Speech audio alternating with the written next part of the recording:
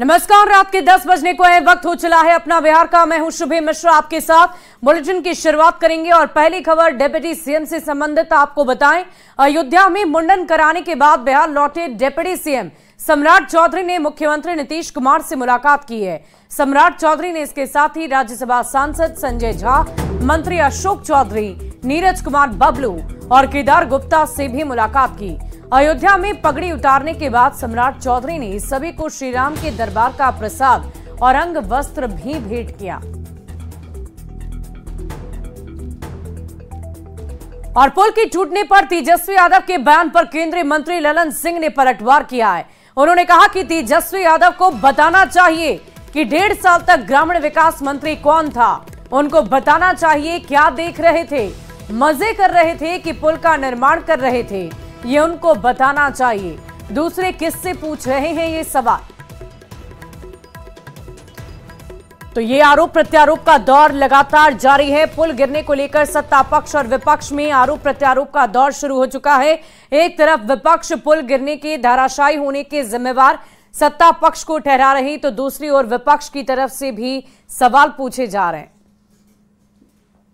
तेजस्वी यादव जी को ही न बताना चाहिए 1.5 साल तक ग्रामीण कार्य विभाग का मंत्री कौन था, तो उनको न बताना चाहिए कि क्या देख रहे थे, मजा कर रहे थे कि पुल का निर्माण देख रहे थे, ये उनको बताना चाहिए। दूसरे किससे पूछ रहे हो। और पुल गिरने पर तेजस्वी यादव के बयान पर स्वास्थ्य मंत्री मंगल पांडे ने कहा कि उन्हें सारे पुलों का इतिहास बढ़िया से मालूम करना चाहिए। पुल का निर्माण कब हुआ था? जब कांग्रेस और आरजेडी की सरकार थी, उस वक्त हुआ था। तो तेजस्वी के बयान पर मंगल पांडे का पलटवार सामने आया है। दरअसल पिछले 17 दिनों में बिहार में कुल मिलाकर 12 पुल धराशायी हो गए हैं, जिसको लेकर सियासत फुल चल रही है। उन सारे पुलों का इतिहास भी बढ़िया से मालूम करना चाहिए। उसका निर्माण काल कब का, जब कांग्रेस का और राजद का राज था, उसी समय के अधिकतर पुल। हालांकि कभी के भी पुल यदि गिर रहे हैं तो ये इंजीनियरिंग साइड से देखने का विषय है, समझने का विषय, लेकिन ये राजनीति करने का विषय नहीं है। और कहीं पे बैठ के मोबाइल पे पॉलिटिक्स करना ये उचित भी नहीं है। और मूसलाधार बारिश के बाद पूरा बिहार पानी पानी है। भारी बारिश के बाद कटाव से लोग दहशत में हैं। बाढ़ का खतरा मंडरा रहा है। आप अपनी टीवी स्क्रीन पर 5 तस्वीरों को देख रहे हैं, जहां बारिश के बाद लोगों की जान आफत में है। शिवहर, पूर्णिया, मोतिहारी के सुगौली, अररिया और नवादा की तस्वीरें आपके सामने हैं, जहां नदियों में बढ़ रहे जलस्तर और तेज हो रहे कटाव से लोग दहशत में हैं। ये 5 तस्वीरें एक बार फिर से बिहार में बाढ़ की दस्तक को दर्शा रही है और यही देखकर वहां के लोग भी इस वक्त दहशत में जीने को विवश हैं। और बिहार में बाढ़ की समस्या के समाधान के लिए जेडीयू सांसद संजय झा काफी गंभीर हैं। उत्तर बिहार में बाढ़ के अस्थायी समाधान के लिए केंद्र सरकार ने हाई लेवल कमेटी बनाई। पटना में संजय झा के आवास पर केंद्र सरकार के गठित उच्च स्तरीय समिति के साथ बैठक में सांसद संजय झा मौजूद रहे और बिहार के जल संसाधन मंत्री के रूप में काम करने के अपने अनुभवों को साझा किया, सुझाव दिए और उन्होंने कहा कि इस समिति के रिपोर्ट के आधार पर बाढ़ के समाधान के लिए एक विस्तृत कार्य योजना तैयार की जाएगी। उन्होंने कहा कि एनडीए की डबल इंजन की सरकार उत्तर बिहार में हर साल बाढ़ के रूप में आने वाली आपदा को अवसर में तब्दील करेगी। मुंगेर के सदर अस्पताल के पहली बरसात में ही कई वार्डों की छतों से पानी टपकने लगा है। हॉस्पिटल के SNCU ward, male ward, X ray room के साथ साथ सिटी स्कैन रूम की छत से पानी टपक रहा है। एक्सरे रूम में पानी टपकने से मशीन में खराबी आ गई। वार्ड में पानी टपकने से भर्ती मरीजों के परिजनों को बहुत सारी समस्याएं हो रही है। कार्यरत कर्मियों ने अस्पताल प्रबंधन के मामले की शिकायत की। अस्पताल प्रबंधन में नए अस्पताल में सभी को शिफ्ट करने का आश्वासन दिया गया। फिलहाल देखना यह है कि कब तक मरीज और कर्मियों को इस समस्या से राहत मिलती है। छू रहे हैं, मैनेजर साहब को कंप्लेन किए थे लेकिन कुछ रिस्पांस ही नहीं मिल रहे हैं।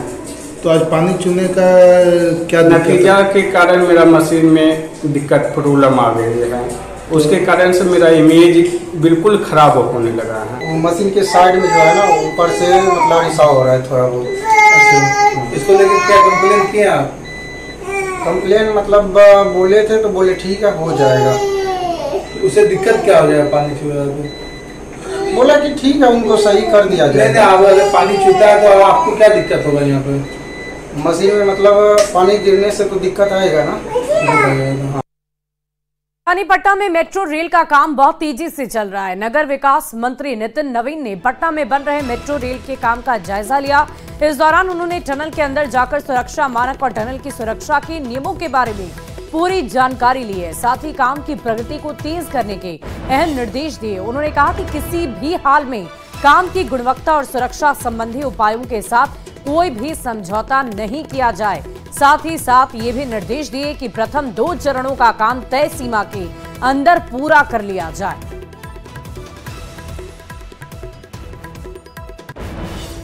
और बिहार पुलिस में नौकरी का इंतजार कर रहे युवाओं के लिए बहुत बड़ी खुशखबरी है।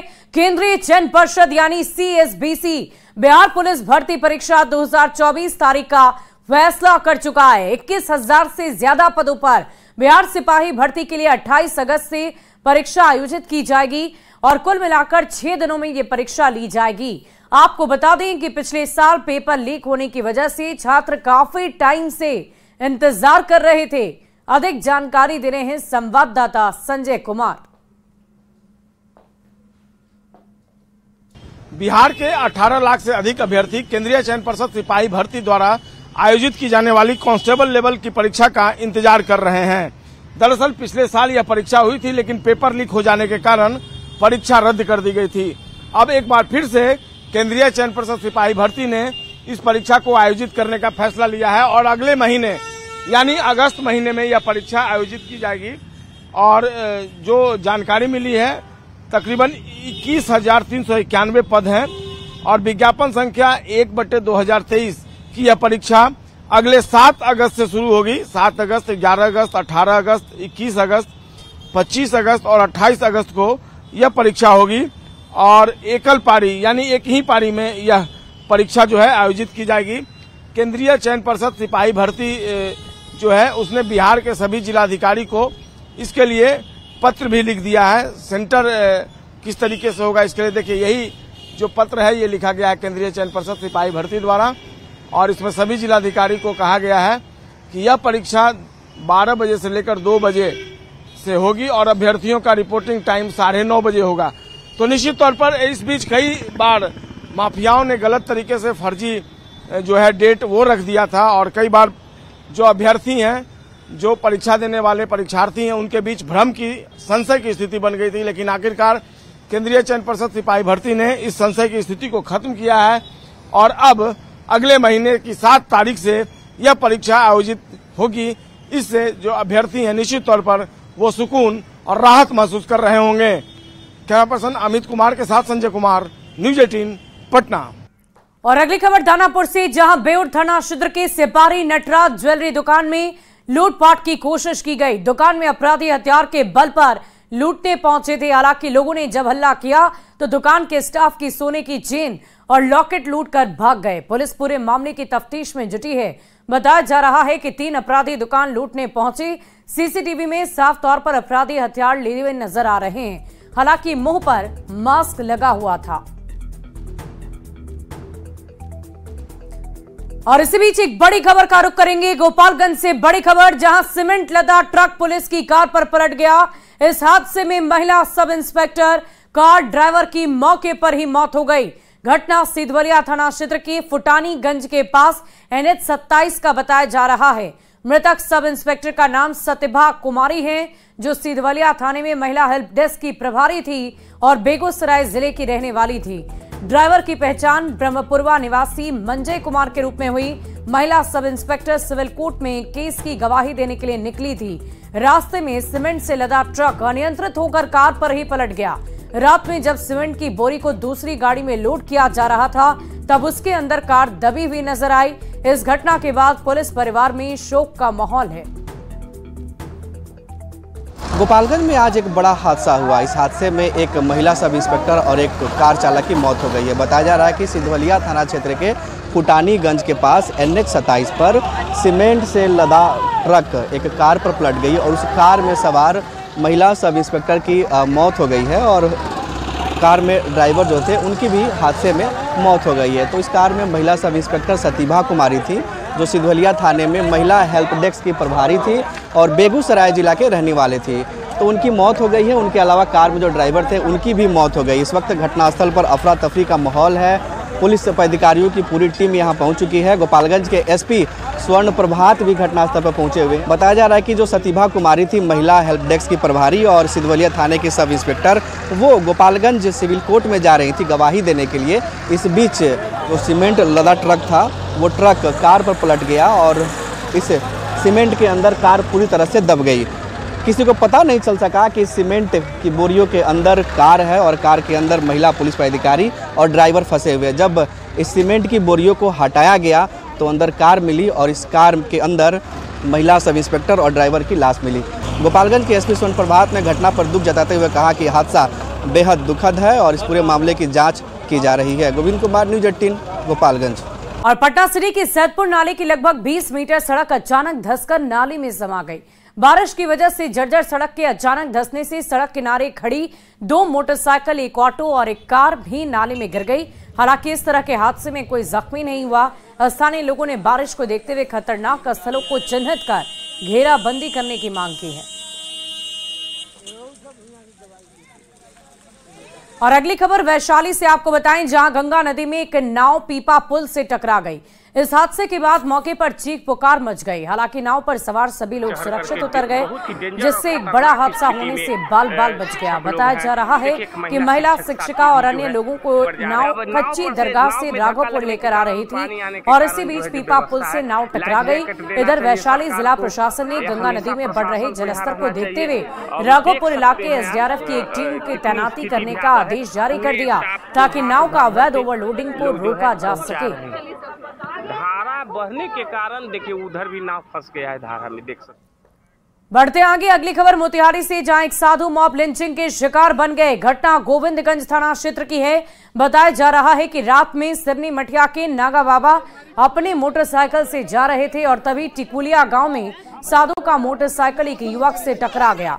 हालांकि युवक जख्मी नहीं हुआ था, लेकिन ग्रामीणों ने साधु को पकड़कर पोल से बांधा और जमकर पिटाई कर दी। नागा बाबा बार बार रहम की भीख मांगते रहे, लेकिन भीड़ उनकी पिटाई करती रही। कुछ देर बाद गांव के रिटायर्ड दारोगा मौके पर पहुंचे, साधु को भीड़ के चंगुल से मुक्त कराया।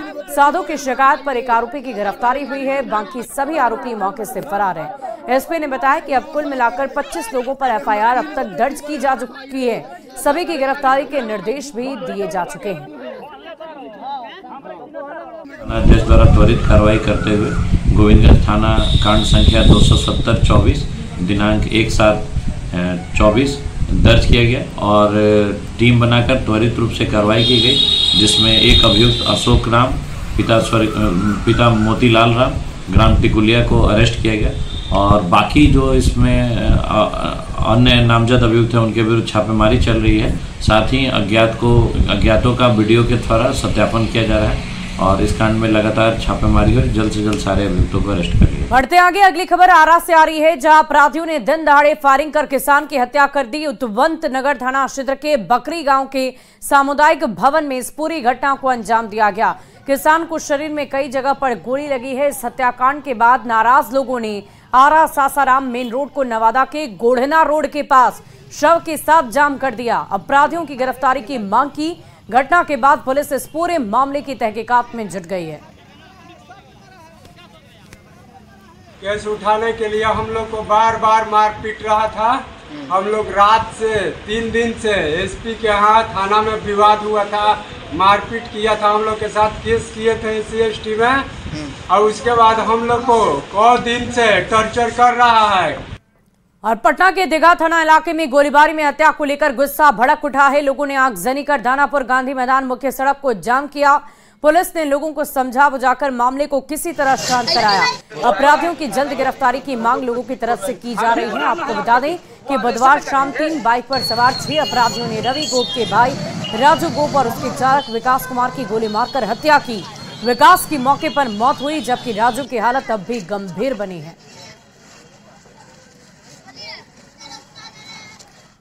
खबर गया से आपको बताएंगे, जहां चोरों ने ANMCH अस्पताल से बाइक की चोरी कर ली है। चोरी की वारदात सीसीटीवी कैमरे में कैद हो गई। 2 की संख्या में बाइक चोरों ने AMH बिल्डिंग के नीचे लगे बाइक की चोरी कर ली। सीसीटीवी में आप खुद देख सकते हैं, दोनों चोर काफी देर तक अस्पताल परिसर में घूमते नजर आए, फिर बाइक की चोरी कर मौके से फरार हो गए।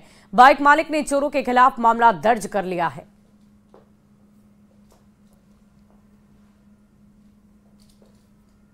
नीचे में हम लेकर के आए, गाड़ी लगाए और गाड़ी लगाने के बाद दोपहर के टाइम में गाड़ी लगा के हम ऊपर गए। अच्छा, ऊपर से आने के बाद मेरा गाड़ी मतलब कि यहाँ से चोरी हो गई। तो आपने फिर इसका किसी को सूचना दिया?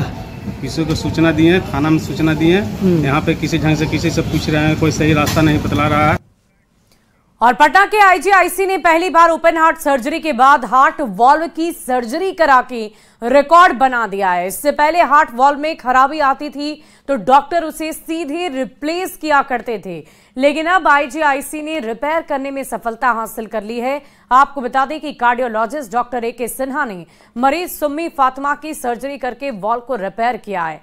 ऑपरेशन के बाद मरीज बिल्कुल स्वस्थ है। अस्पताल के निदेशक ने सभी डॉक्टर और नर्सों को ऑपरेशन थिएटर में आकर बधाई दी और मरीज का हाल भी जाना। अधिक जानकारी दे रहे हैं संवाददाता रजनीश कुमार।